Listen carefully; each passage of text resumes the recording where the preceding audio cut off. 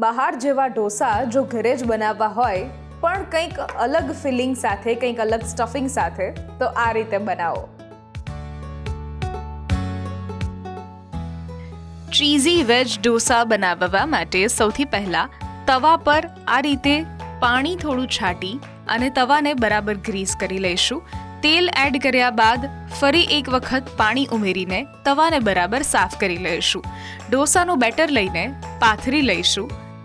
ત્યારબાદ એના પર ડુંગળી, ગાજર, બેલ પેપર્સ અને પોડી મસાલો થોડો એડ કરીને છીણેલું ચીઝ એડ કરીશું અને બરાબર એને પાકવા દઈશું.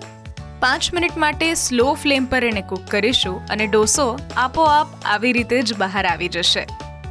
તો તૈયાર છે આપણો ચીઝી વેજ ઢોસો.